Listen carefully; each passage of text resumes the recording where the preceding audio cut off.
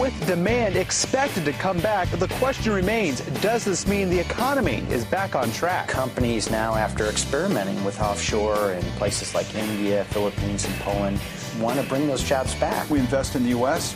We're the biggest exporter in the country. In the cycle we're in right now, we're creating jobs. From Radio America, it's Neal Asbury's Made in America, the show that explores American industry, large and small, and promotes American-made products everywhere. Put Neal Asbury's Made in America to work for you. A very big welcome to you today.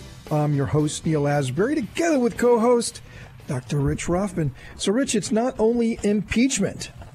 Let's set that aside. I know that the American media is totally fixated on impeachment. It's probably going to be that way for the next 30 days or so. Hopefully this will go away quickly. But who knows? I don't know. I mean, do you think it's going to be drawn out? God, I hope not. No, I hope not. I think the longer it stays out, the worse it can get. You just don't know what's going to happen. And we live in a very strange time. So, but I think it'll be quick. It appears that Mitch McConnell wants it to be quick. Lindsey Graham wants it to be quick. All the folks who are really facilitating this on the senatorial side, except for the Democrats, of course, want it to be quick. So, yeah, let's hope it goes that way. And in the meantime, though, I mean, this has been a very big week. And, it's been kind of drowned out a little bit by the impeachment media. On purpose. The frenzy of the... Yes, because there's good stuff going on. On purpose. They're doing that.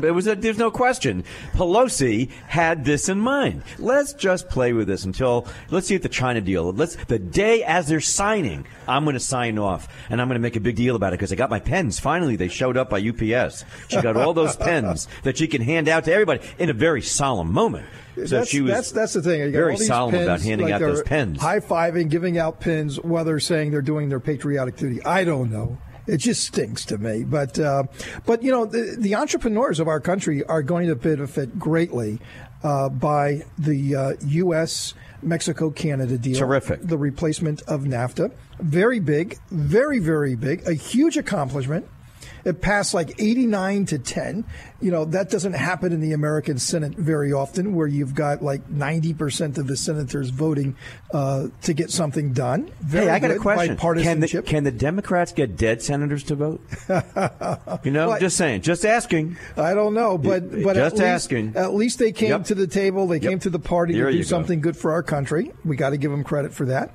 And in China, we got a phase one deal with China. And we're going to talk about that in a little while. And what does that phase one deal mean? But it does mean that the American entrepreneur is going to have a more stable environment from which to operate. Now, it's been a long period that American entrepreneurialism has been on the decline.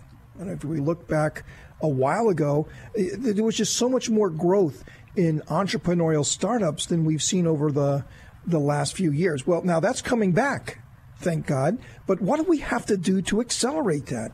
Are we doing the right things?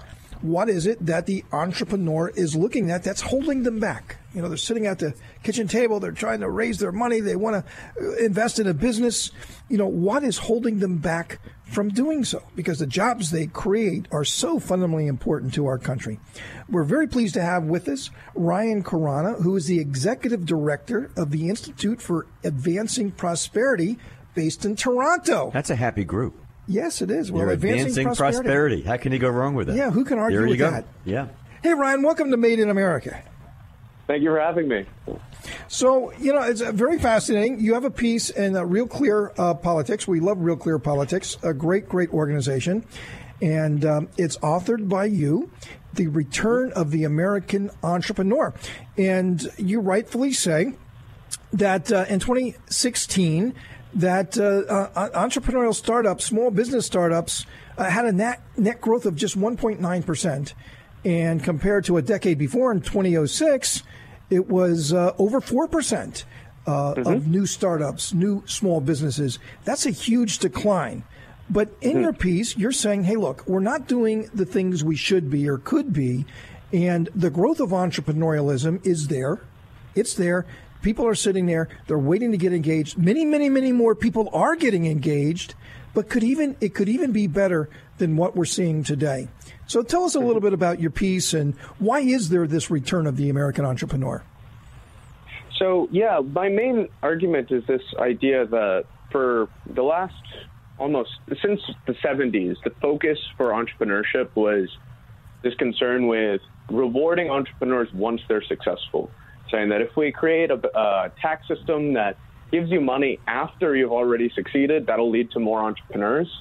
And the reality is that taxes are the last thing on your mind when you're starting a business and you have no clue what's the next day going to be like and whether you even have a market, right? If I was worried about just 1% of a change in my profits, that would be a great day for me because I would have everything else sorted. What really is an anxiety for entrepreneurs is whether they're going to find the right market, whether they have the right support, whether they have the resources to get started, and whether they're willing or able to bear that risk while they're setting up their business. And the idea is basically that, historically, the United States has provided this environment in which there was an opportune playing field for large and small players. This kind of disappeared for a while where there were a lot of barriers to entry, where the system was kind of designed that if you're a large company, you'll have a much easier time launching a new product than if you're a small guy getting started.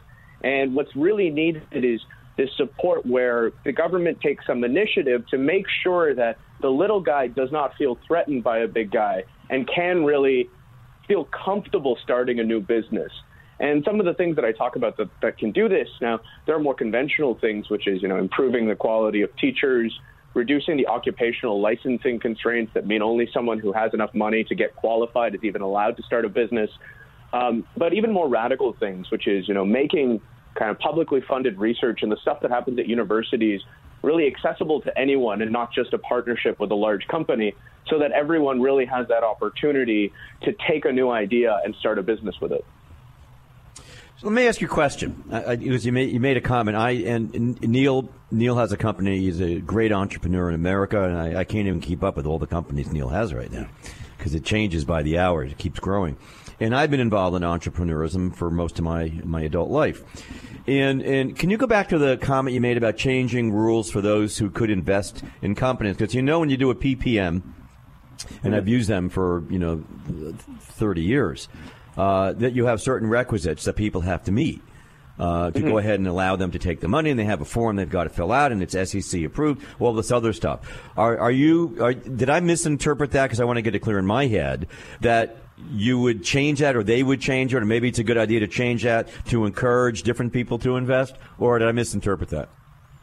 I'm saying more important is not, the specific rules on checking people's background, but more important is this idea that I don't need to have a ridiculous amount of money to begin with to start a business. Now, if we look at, the bearing of risk, someone who has a lot of money to begin with is willing to take the risk of entrepreneurship, because even if they fail, the consequence of failure isn't as bad as if you're not in that state, right? If you're a working class person, the risk of failure far outweighs the benefits to success, because failure is obviously far more common for a new business. But you need to be assured that, there is support that if I'm launching a product, if I'm trying to get there, the infrastructure is there for my product to scale. And, there's a lot of great initiatives going on, especially around universities, to create these incubators to really help young startups, test the scalability of their product, to support them while the entrepreneur is getting started. And these kinds of initiatives make sure that, in those early stages, you're not so preoccupied with how bad failure can be that you can actually concentrate on success. So when I'm talking about, changing the rules to make it more accessible, I'm not saying that you need to just make it easier to set up a business. I'm saying that you need to make it easier for people to focus on the opportunities rather than being preoccupied with failure. Right, a very good response. You just mentioned some things that we could be doing to help our entrepreneurial community, and I agree to most. And in your piece, you're right about, and you just mentioned one: increase teacher quality. Yeah, nobody can argue with that. Yeah. And vocational education. I mean, we talk a lot about vocational education in the United States, of how that's been gutted with budget cuts, having all of those great classes to go to, they just don't exist in school like they used to, like metal shop, wood shop, ceramics. Those are my favorite. Well, for you, home economics. Electric favorite, right? shop. They had electric shop. But you had auto mechanic shop, you had plumbing. I mean, so many, that doesn't exist anymore. We don't do that. And these are the trades that you definitely need in a growing economy. Limit occupational licenses. You just mentioned that one. Yeah, I think we've talked a lot about that too. I mean, we have a lot of people coming back from the armed forces who've been trained by the American military. The greatest in the world have incredible skills, and they have to come back here and still apply for these occupational licenses, which many times they can't, they don't get it, or it takes them a long time to get in. They got skills that are incredible. And then you say also banning non-competes. And, I'd like to talk more about the banning of the non-competes. But unfortunately, we got to take a quick break. We're on with Ryan Khurana, a great interview going on. You don't want to miss it. Still a lot more to talk about. Ryan is the executive director of the Institute for Advancing Prosperity. We're going to take a quick break. Stick with us. You don't want to miss it. Made in America.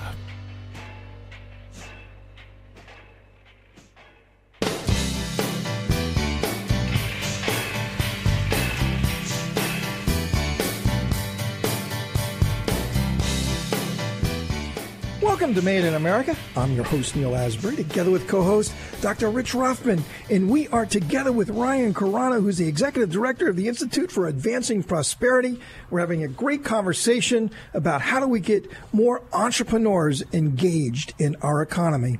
So, Ryan, you brought up some really good points I just mentioned just before the break, but one of those is banning non-competes. And as I say, I agree with a lot of what you say, but banning non-competes. Okay, in the whole M&A world, and I'm an entrepreneur, and, I've bought companies and I've put a lot of risk out there. I've had, mortgaged everything that I had in order to buy a business, and then bought another business. And when you buy a business from somebody, you're paying them money so, you can buy their ideas, their customer lists, their products, their tooling, whatever it is, their product lines. And then, once you give them that bucket of money, you don't want them to go out and compete against you. So when you say, when you're buying something and giving people money, for their product, so now you have their business, are you saying that you would ban non-competes, just dismiss them out of hand, or would they still be acceptable in certain places?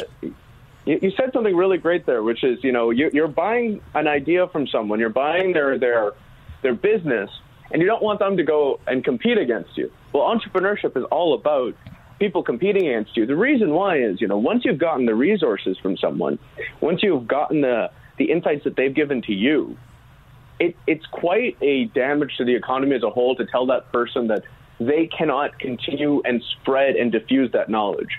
And once you restrict that, so this happens a lot in the tech space, right, where someone has contributed a lot to one company. But if he goes to contribute his knowledge to another company and it gets up to that level, now the companies are back competing against each other and innovating even further, producing more and more and better stuff. When you're having this non-compete and saying, I've done this once done deal, now that person's ideas can't go to contribute to somebody else, and he can't go to start his own business.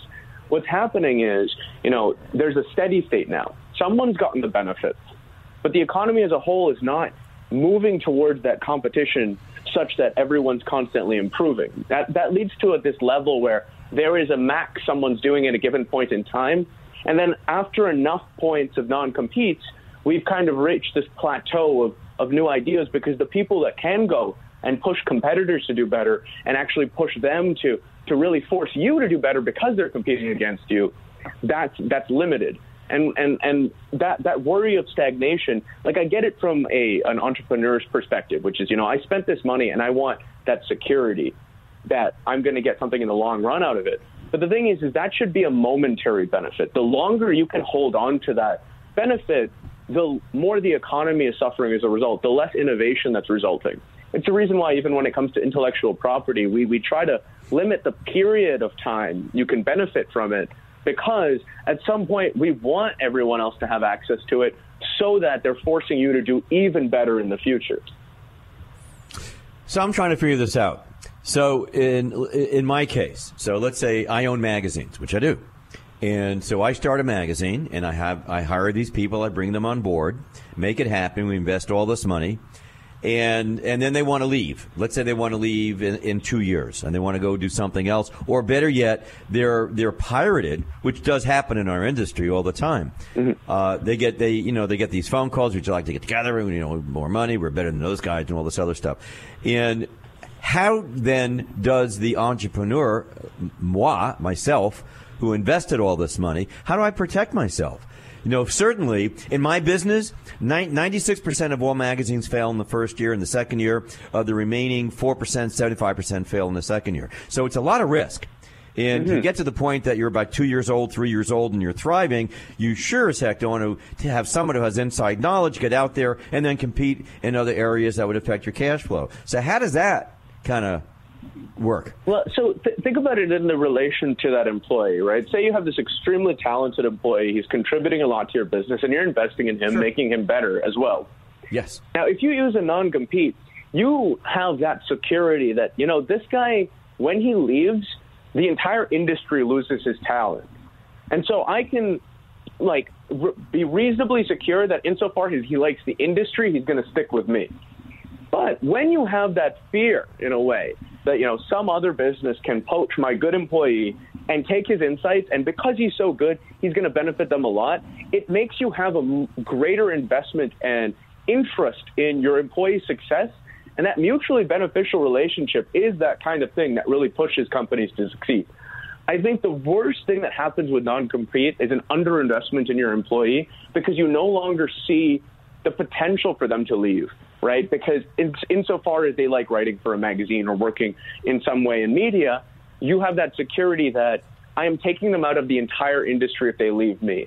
That seems to me very against the fundamental philosophy of, this open competition that pushes people to be their best and actually incentivizes them to have that kind of relationship where they're investing in each other and they're constantly improving the products that they're offering. Intellectually, I understand where you're going with that, but in the practical sense, there also needs to be protection for the entrepreneur that's making a great investment, and especially in buying intellectual property and so forth.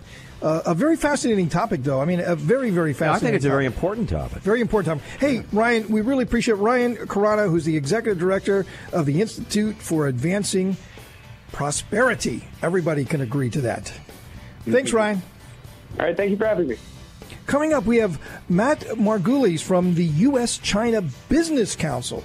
Rich, there's been big news this week about China. Let's talk about that. Stick with us. Made in America.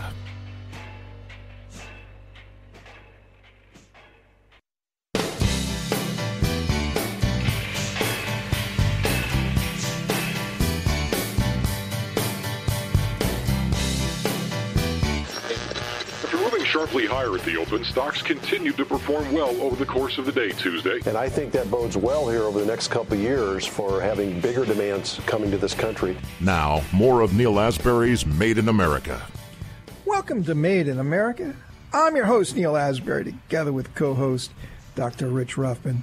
So, Rich, as we talked about at the beginning of the show, this has been a tremendous week, a huge week for America's trade relationships with the world, and very big ones. Well, our biggest one, by far, the most important trade relationship in the world is that between the United States and its North American partners, Canada and Mexico.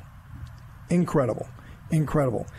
Canada buys $300 billion of American products. What is it? 1/10 of the American population. Mexico, 120 million people, they buy $300 billion of American products. But then you have China, right? Mm-hmm. What is it? 1.5 billion people? Massive country, massive economy. America has been grossly underperforming in China. grossly underperforming. And someone who's lived in Asia for more than 20 years and continues to have businesses in Asia, I got to tell you, it's not fair. Hey, life is not fair. But the American entrepreneur has continuously, from the very beginning of China opening up, and I was there from the very beginning, that China has openly discriminated against American businesses with impunity, and have gotten away with it.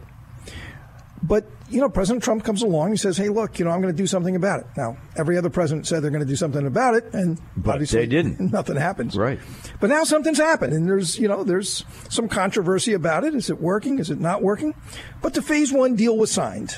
So let's talk about the Phase 1 deal with someone who knows it very, very well, Matt Margulies, who is from the U.S.-China Business Council, a very, very powerful organization, very important to our economy. Matt, welcome to Made in America. Thank you very much. Glad to be here. So I was very pleased to see this Phase 1 deal done and actually signed because, they said they're going to sign it, but, they said a lot of things and it all blows up in the end and then it gets very ugly. And so fortunately, they signed this thing. So why don't you break it down for us? What did they sign? What's the good, what's the bad, and what's likely to come next? Sure, great question. So first, not only did they sign the agreement, but the agreement includes mechanisms in it for ensuring implementation and enforcement of some of the commitments within the agreement, which is something that we have noted is incredibly important to making sure that the agreement really does live up to all of its potential. So essentially what the deal is, it's being called a Phase 1 deal. It covers a number of issues of concern, longstanding concerns within the U.S.-China trading relationship. It doesn't cover everything. There are still certainly a lot of issues that will hopefully be worked out over time, but it does cover a number of issues that are important to our member companies. It's broken down essentially into 7 chapters covering varying aspects of the U.S. economy. Some of the areas that we've highlighted as important kind of key reform areas have been intellectual property rights protections. We've seen a lot of new treatment for American companies that have intensive intellectual property concerns. Specifically what? I mean, I've read that too, but specifically, nothing is codified in Chinese law yet. And so what does that mean? Is that just a promise? What's the enforcement mechanism? It's a fairly detailed chapter, probably with a number of provisions covering patents, improved treatment for patents, increased trade secrets protections, including coverage of actors and actions that would constitute that would be held liable for trade secret violations in a way that they haven't been in the past. Changes to the judicial system and the administrative enforcement mechanisms for protecting intellectual property. The text does not necessarily get into the level of detail of noting which provisions and which articles within laws will be changed, but it does note that processes will be changed. Beyond intellectual property, there's also there's fairly technical language on changes to tariff and non-tariff barriers related to agriculture, right? So food and corn and soy, a lot of key products that America has actually been very successful at exporting to China over time, but has a lot of potential to export even further to even greater amounts. So I think in total, I think there's something like 57 provisions within the text covering just what they call sanitary and phytosanitary provisions. These are basically non-tariff regulatory barriers that make it difficult for American products to meet certain specifications or regulatory requirements in order to receive approval for being imported into China. And this agreement does makes a lot of progress in actually addressing a lot of those regulatory barriers so American products can get to the China market faster.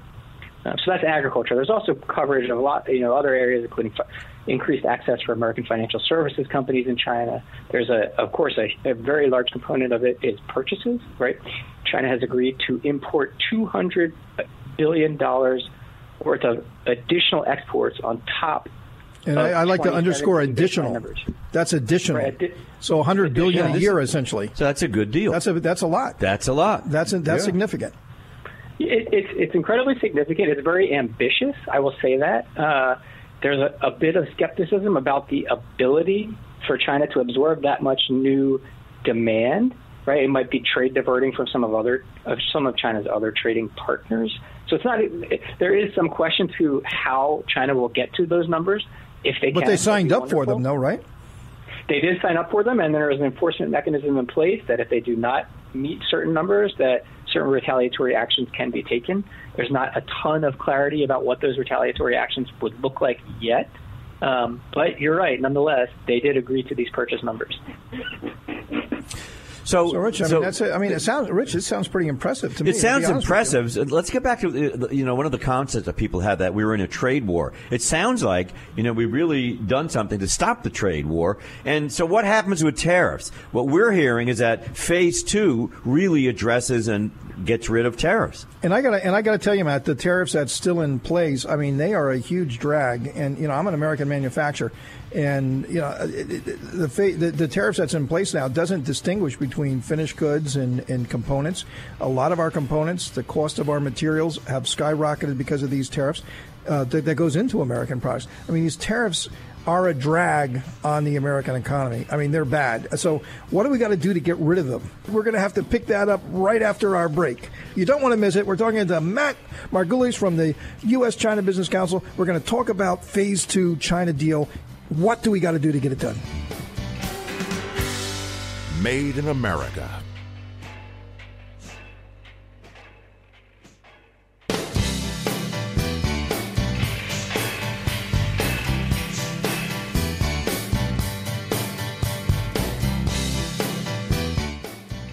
Welcome to Made in America. I'm your host, Neal Asbury, together with co-host Dr. Rich Rothman. And we're together with Matt Margulies from the U.S.-China Business Council.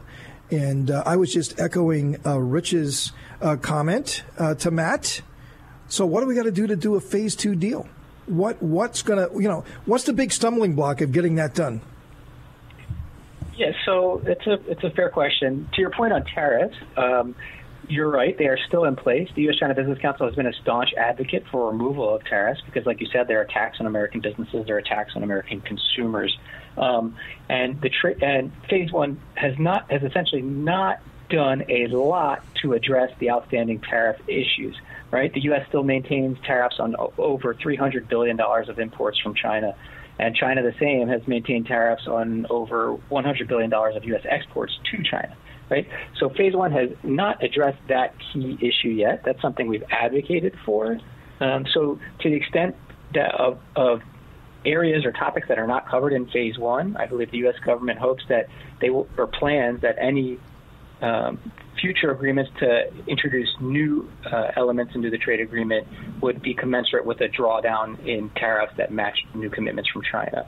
So some of those outstanding issues for a Phase 2 agreement are some of the trickier issues that China has been more reluctant to make progress on just because they're so central to the way it manages its economy. Those are kind of industrial subsidies for Chinese companies.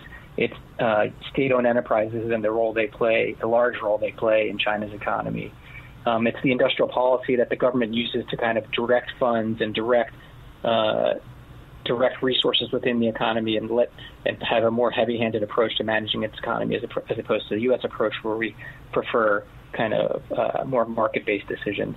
So those are kind of the issues that we would hope to see in a Phase 2. They're the challenging issues, so it's difficult to get there, but real progress on those issues is what would be required for a major drawdown in U.S. tariffs. So they start negotiating on that now? Is that happening relatively in the next few weeks? So they keep the momentum, so to speak. Well, I'll say President Trump has declared publicly that he would like to travel to China soon to resume discussions for a Phase 2 agreement. I think that's fairly ambitious. I think at the working level below the president, they are first focused on ensuring proper implementation of the Phase 1 agreement.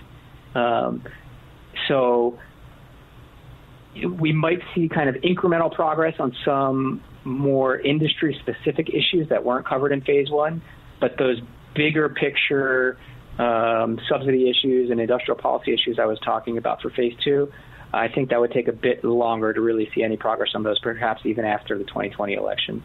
Okay, I was just going to ask you to think that it's possible that it could happen before the election, but you're saying that it's most likely after, or maybe there's like a Phase 2A and a B and a C that, is there a partial deal that could get done? I think that is the more likely approach.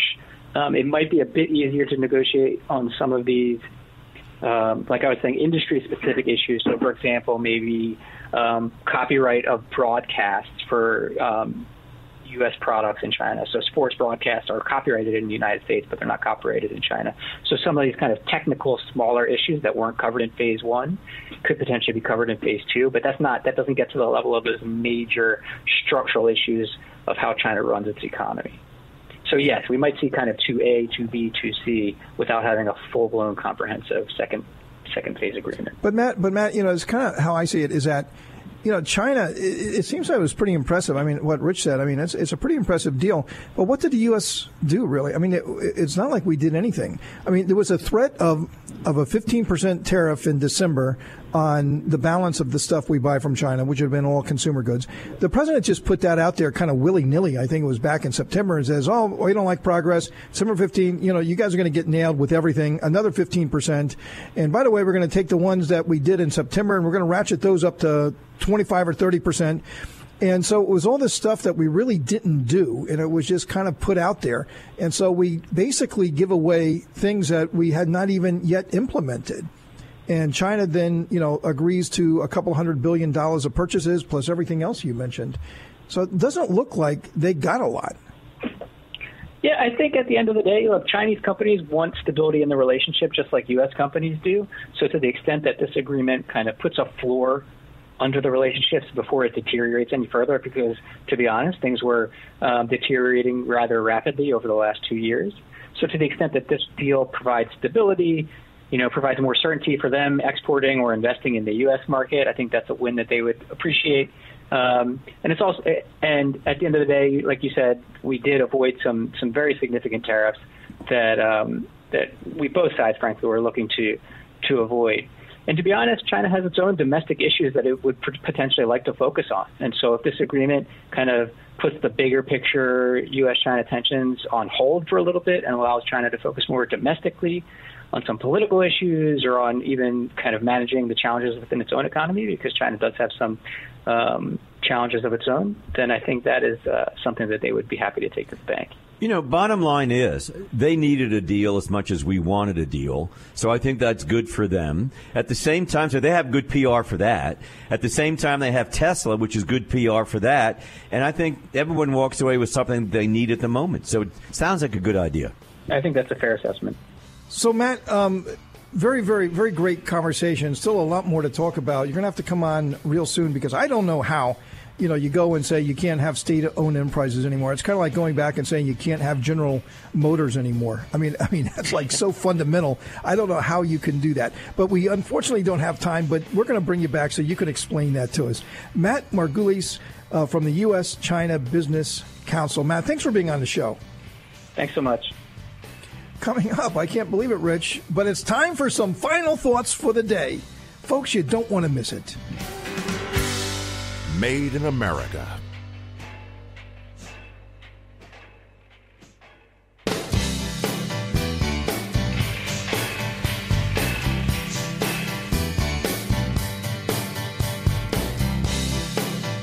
Welcome to Made in America. I'm your host, Neal Asbury, together with co-host Dr. Rich Ruffin. So, Rich, I want to follow up on that point because, I think it's so fundamental. And it's okay. Well, we want you to do this. We want you to do that. We want you to. What is reasonable, and what is expectations of what you can get done? State-owned enterprises in China have been there, since the Mao days, right? It was the China economy. They had shut themselves off to the world. That's right. Everything was done internally. And so, therefore, they created these, because there was no private industry, right? Everything was owned by the government. So they created these state-owned enterprises, which, by the way, many of them are so inefficient. They're so bloated because many of them are white elephants. They don't, they're just massive, and they suck up so much public money because they're so inefficient. Because because they don't have to compete.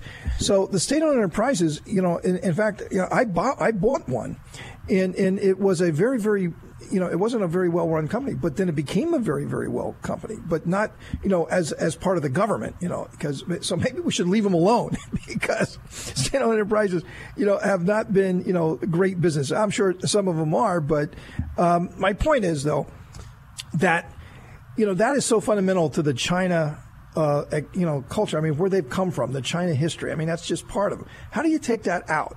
And how do they agree to say, well, we're just going to have to change course and that's not who we are anymore? It's kind of like taking the American stock market out and saying, okay, you can't have the American stock market anymore, or what you believed in capitalism, in the way that you conduct capitalism, you can't do that anymore. That's Bernie Sanders. That's Elizabeth Warren. Well, that's why they won't get elected. That's right. That's exactly why they won't get elected. You just proved the point. They won't get elected because they're trying to do something so fundamentally against the American experience. Exactly correct. But but how are we beating up China for, that's who they are. That's what they evolved from. And by the way, we have this problem also with India, and we have the problem with Japan. I mean, Japan's our big ally, right? They're supposed to be one of our best friends in the world. But because of the way Japan has evolved and the economy has evolved and the way that, they're just so innately loyal to their manufacturers, and it's a cultural thing, and it doesn't matter what, they will pay 30-40% more to buy an inferior Japanese product than they'll buy an imported product. It's culturally, that's who they are as a people. How do you take that out of them and say, well, you can't be that way anymore? So there's something in the fabric, in the DNA of the Japanese, or something in the DNA of the Chinese that you can't remove. And by the way, there's things in the DNA of the Americans that you cannot remove either. It's called exceptionalism. Okay, but there's how we evolved as a country in our industrial revolution, and the entrepreneurial energy that created, and the open and the free markets and economic freedom, what we're all about here at Made in America, makes us unique. So you can't take that out. So I would just like to control expectations. What is a ultimate end result with China that's going to be acceptable to them, and which is respecting who they came from and who they are? Well, I think one of the things you said that's important, and I think Kudlow and others would agree with you when they discuss it, and they're going to be discussing it over the next few weeks, is that you can't have very, very high expectations. You have to expect that not everything's going to go the way we want it to go. But I do have to throw this out and get your opinion. Why would Tesla? Now, Tesla's they define 21st century technology, do they not, with their car? Mm-hmm. I mean, it is where we're allegedly going, and they sell out everything. I mean, you go into Tesla, they don't even advertise. You want to know why they don't advertise? Because they can't make enough cars. So they leave the United States because their tax breaks are ending. They go to China. How did they agree to do that if they couldn't protect their intellectual property? Do you not think that Musk wanted to protect his intellectual property, and therefore he feels good with that, putting a plant there? They just celebrated the opening of the plant the other week.